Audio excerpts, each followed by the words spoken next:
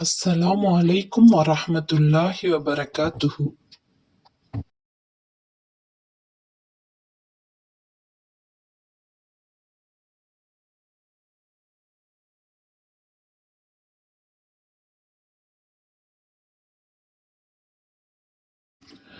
நிராகரிப்பவர்களுக்கு இவ்வுலக வாழ்க்கையை அலங்காரமாக தோன்றும்படி செய்யப்பட்டிருக்கிறது.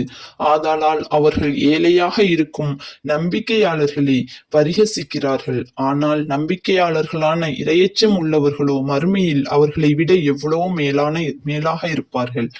மேலும் அல்லாஹ் விரும்புகின்ற இவர்களுக்கு கணக்கின்றே வழங்குவான்.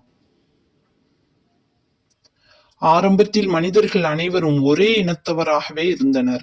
அவர்கள் நேரான வழியில் செல்வதற்காக நன்மை செய்பவர்களுக்கு நற்செய்தி கூறும்படியும் தீமை செய்பவர்களுக்கு அச்சமூட்டி எச்சரிக்கை செய்யும்படியும் அல்லாஹ் நபிமார்களை அனுப்பி வைத்தான்.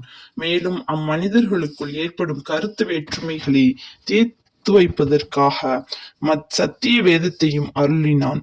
இவ்வாறு தெளிவான அத்தாட்சிகள் உள்ள வேதம் வந்ததன் பின்னர் அதை பெற்றுக்கொண்ட அவர்கள் தங்களுக்குள் ஏற்பட்ட பொறாமையின் காரணமாகவே அந்த சத்திய வேதத்திற்கு மாறு செய்ய முற்பட்டனர்.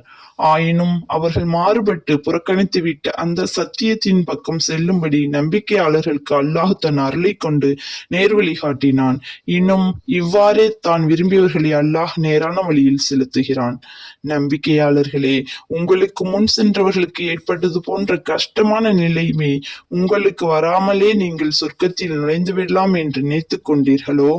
உங்களைப் போல நம்பிக்கை கொண்ட அவர்களையும் அவர்களுடைய தூதரையும் வாட்டும் வறுமையிலும் நோயிலும் பீடித்து அவர்கள் வருந்தி தங்கள் கஷ்டங்களை நீக்கி வைக்க அல்லாஹுடைய உதவி எப்போது வரும் என்று கேட்டதற்கு அல்லாஹுடைய உதவி நிச்சயமாக இதோ சமீபத்தில் இருக்கிறது என்று நாம் ஆறுதல் கூறும் வரை அவர்கள் ஆட்டி வைக்கப்பட்டார்கள்.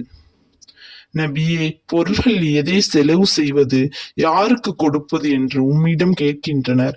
அதற்கு நீர் கூறுவீராக, நன்மையை கருதி நீங்கள் எத்தகைய பொருளை செலவு செய்த போதிலும் அதை தாய் தந்தை சுற்றத்தார் அனாதைகள் ஏழைகள் வழிப்போக்கர்கள் ஆகியோருக்கு கொடுங்கள்.